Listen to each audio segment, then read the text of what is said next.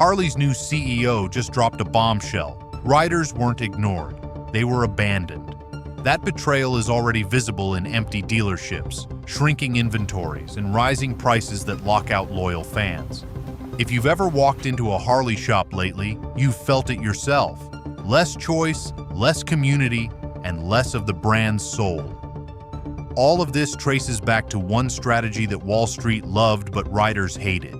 Stay with me, because by the end, you'll see what these changes mean for your bike, your wallet, and the future of the ride you love. A confession on day one. Harley's new CEO didn't sugarcoat it. He said riders were abandoned. Jochen Zeitz, the architect of Harley's recent strategy, had been celebrated for steering the company through turbulent times, but beneath the surface, frustration brewed. Enter Arthur Arty stars, a new chief executive stepping into the role at a moment when the brand's survival hangs in the balance. From the moment he addressed employees and investors, stars broke with corporate tradition. Instead of echoing safe talking points, he admitted outright that Harley had alienated its most loyal base under Zeitz's leadership. In his first remarks, Stars acknowledged a painful truth. Too many riders felt abandoned. He spoke not about profitability or market expansion, but about betrayal. Riders who had carried the Harley flag for decades felt ignored while flashy strategies targeted investors and non-riders.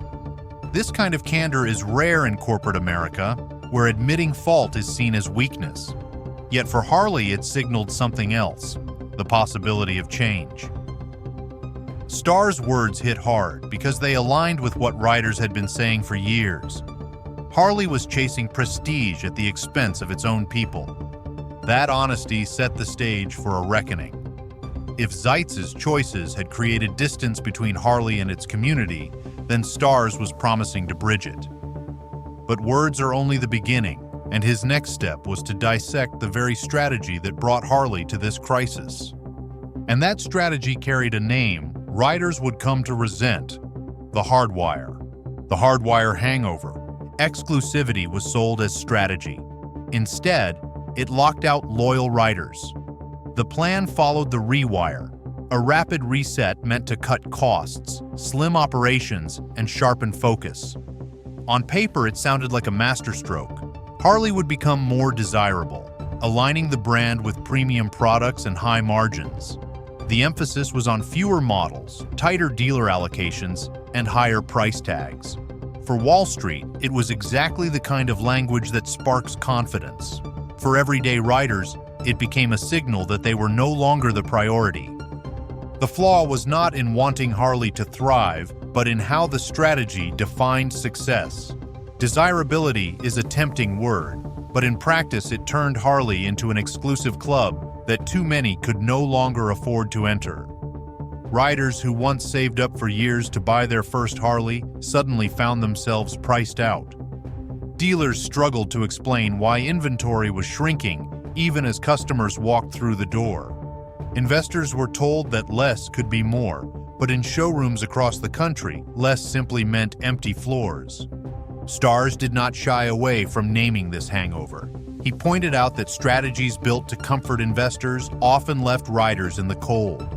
His critique was not an attack on Zeitz personally, but a clear admission. Harley had confused financial polish with cultural strength, and nowhere was that confusion clearer than in the gamble on an electric future that riders never asked for. If you've ever felt Harley lost its way, or if you think Zeitz steered the brand wrong, hit like right now, and drop a comment with your take, because riders everywhere are divided. The Livewire disaster. Harley's electric gamble wasn't progress. It was a betrayal in disguise. Launched with fanfare, it came wrapped in promises of innovation and relevance to younger, environmentally conscious riders. But for Harley's core audience, the Livewire was not a dream. It was a betrayal. Riders complained that the bike lacked the soul of a Harley. It had no thunderous rumble, no long-haul grit, and no visceral connection to the brand's heritage. Worse, its price tag, nearly $30,000, was beyond reach for most of the very riders Harley needed to attract. The problems were not just emotional but practical. Charging times were long, range was limited, and touring, the very heart of Harley's identity, was nearly impossible. Instead of becoming a flagship of the future, the Livewire became a symbol of Harley's detachment from reality.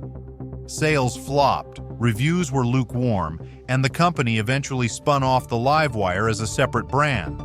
To many, this was less about innovation and more about damage control. For stars, the Livewire debacle stood as Exhibit A in how Harley's leadership misunderstood its base.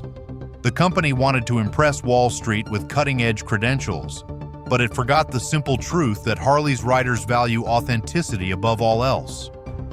And while culture and loyalty matter, the real alarm bells were financial, the dashboard flashing red for all to see. Don't wait for the factory to protect you. Gear up right. Helmets, gloves, and Harley-ready accessories are all linked below. When the dashboard turned red, the numbers bled red. Dealers panicked. Wall Street finally lost faith. Revenue slipped. Retail sales in North America fell, and shipments declined across the board. Dealers, once the proud backbone of Harley's empire, reported floor traffic at historic lows. Some cut staff, others closed entirely. In small towns that once relied on Harley dealerships for economic lifeblood, the fallout was immediate. Fewer jobs, less tourism, and a growing sense that the Harley era was ending. Investors, too, began to lose faith. The stock that once symbolized American industrial pride sagged as quarterly earnings fell short of expectations. Analysts warned that without a dramatic turnaround, Harley risked losing not just market share, but relevance. For decades, Harley had been the one motorcycle brand the average American could name. Now it was becoming a cautionary tale of what happens when leadership prioritizes investors over the very riders who fuel the culture. Stars did not mince words in describing this collapse. He argued that Harley had reached a tipping point, either embrace riders again or continue its slide into irrelevance. His honesty carried weight, but it also raised the stakes. Numbers demand solutions, not speeches, and Harley's new leader would have to prove quickly that he could reverse the red flashing lights on the corporate dashboard. And that meant dissecting not just where Harley failed, but how competitors were ready to claim the throne. The price of losing a generation. Harley built walls, not bridges. Young riders walked away in droves. But that dream began to collapse when exclusivity became the strategy. Under the push for premiumization, prices climbed steadily, leaving many younger buyers locked out. Entry-level models that once served as a gateway into the Harley family either disappeared or became unaffordable. Instead of creating an on-ramp for new riders, Harley built a wall. The damage was immediate. College graduates with modest incomes looked elsewhere, seeing Honda or Yamaha as more attainable. Even mid-career riders who admired Harley's brand found themselves priced into other options. What was once an aspirational but reachable goal now felt like a luxury item built for investors rather than riders. The company's attempt to signal exclusivity to Wall Street translated into exclusion for the very people who were supposed to carry the torch. This was not just a financial misstep, it was generational neglect. Harley risked becoming a museum piece admired by older enthusiasts but ignored by the next wave. The danger of pricing out a generation is that once those riders adopt another brand, loyalty rarely swings back. And while Harley pushed riders away, its competitors seized the moment with a playbook Harley itself had abandoned. From clubhouse to boardroom, rebellion once roared from Harley's pipes. Boardroom jargon silenced it. It was never just transportation, it was defiance against conformity. But over time, that clubhouse spirit faded, replaced by the sterile language of boardrooms and investor presentations. Riders who once felt like outlaws now felt like line items on a quarterly report. The transformation was subtle at first. Marketing shifted away from leather and long roads toward corporate buzzwords like desirability and shareholder value. Rallies and local events that once defined the brand lost resources while slick investor decks grew thicker. Harley's voice changed, and with it, the emotional connection eroded. Riders noticed. The language that once shouted rebellion began whispering compliance. This cultural drift was devastating because Harley's true capital was never just financial, it was symbolic. To many, the brand became another corporation chasing Wall Street approval rather than standing for independence. The roar of the engine was drowned out by the drone of corporate messaging. For loyalists, that shift cut deeper than any pricing strategy. Culture was the glue, and when it dissolved, so did trust. Recognizing this, the new CEO laid out a plan, not abstract ideals, but concrete levers he promised to pull. 4 levers to reset the path. Harley's new boss has 4 weapons.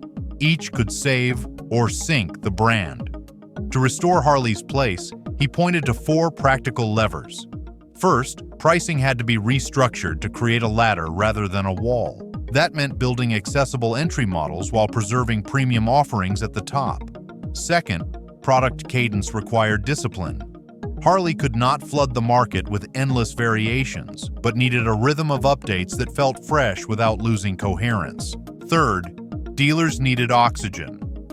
Instead of starving showrooms with limited allocations or unrealistic targets, Harley had to restore dealer economics, healthy margins, realistic inventory, and local marketing support. Fourth, the story itself had to change. The narrative needed to return to riders, to freedom, and to belonging. Investor language might remain in the background, but in the foreground had to be authenticity. Stars framed these not as theoretical goals, but as survival levers. Harley could not afford another decade of drift.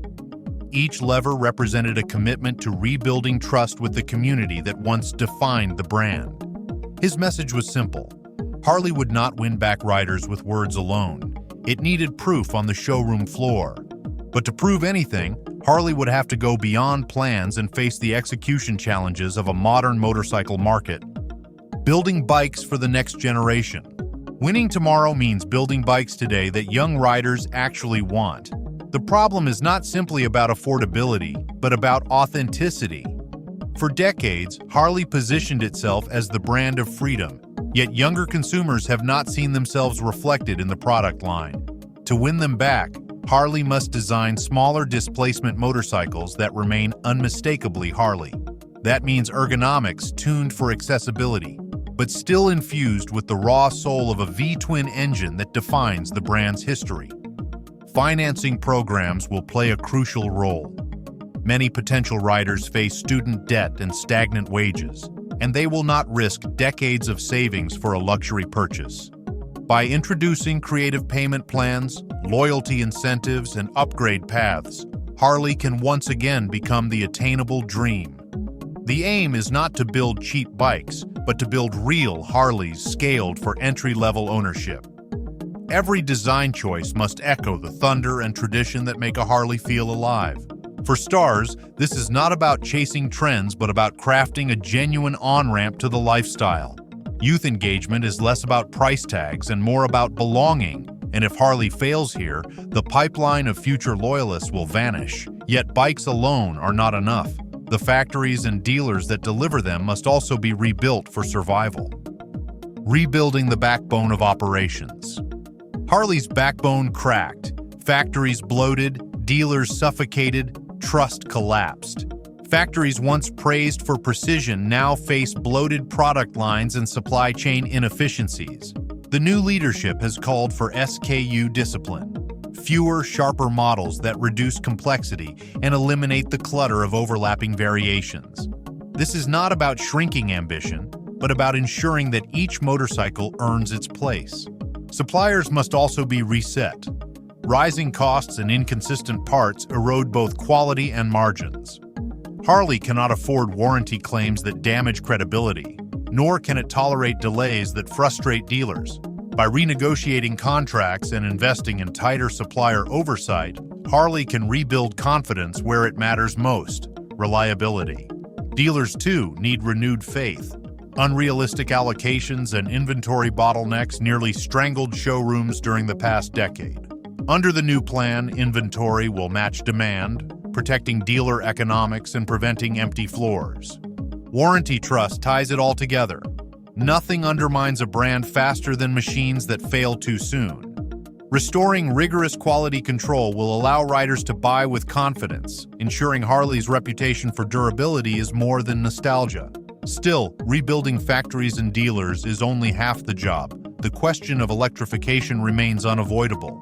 We're only halfway through, and the picture already looks darker than most expected. But the deeper we go, the more shocking the revelations become. If you want the unfiltered truth about Harley, make sure to subscribe right now, because what's coming next could reshape the company, and you don't want to miss it. Reframing the electric future. Electric isn't the enemy.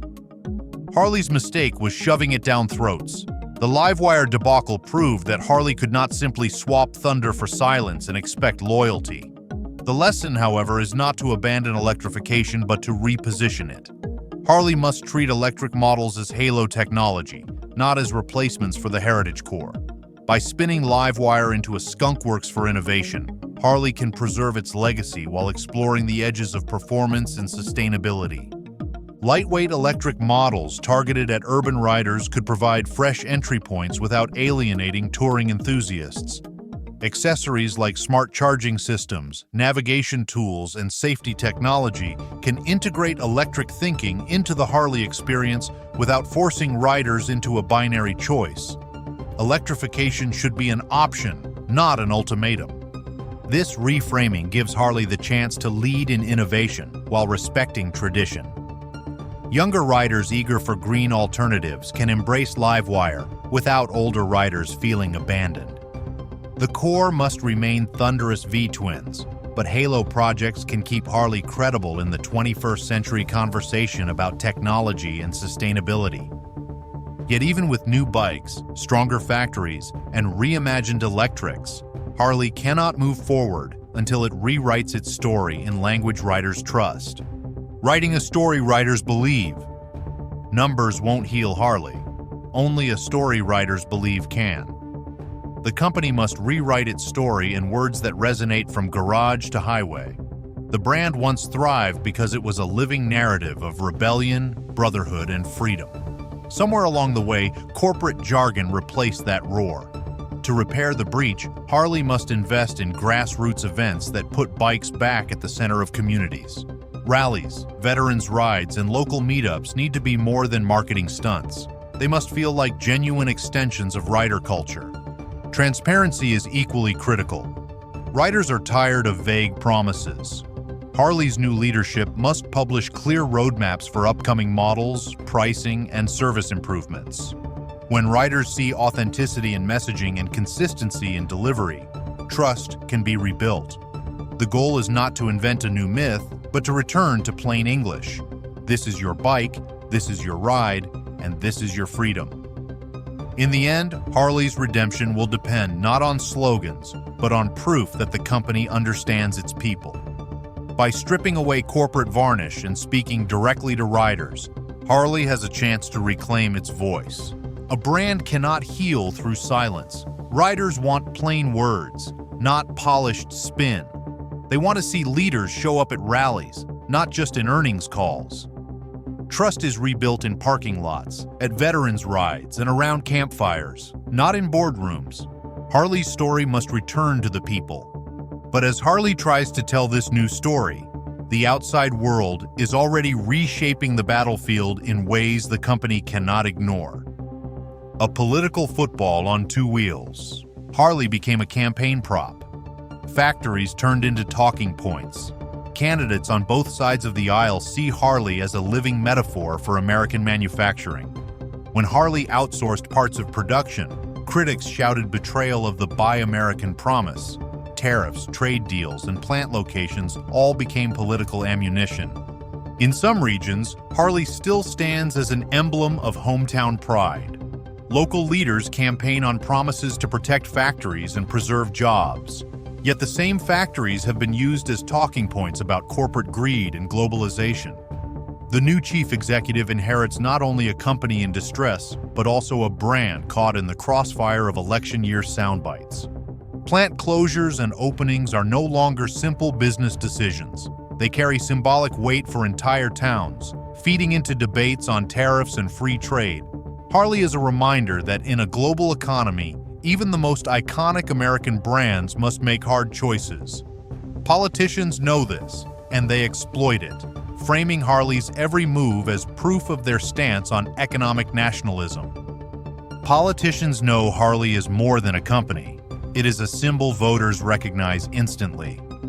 Campaign ads can show chrome and leather instead of balance sheets, and the message lands. When Harley struggles, it becomes a stage prop, a shorthand for promises about jobs, patriotism, and the American dream. But the most powerful voices are not on campaign stages. They are in the factories and union halls where Harley's workers are fighting for their own future. The fight for the factory floor. On factory floors, unions aren't just bargaining. They're fighting for survival. Job security has frayed as outsourcing and cost-cutting reshape the company's footprint. Unions have rallied around the call for apprenticeships to bring younger talent into the fold, ensuring skills are not lost to time.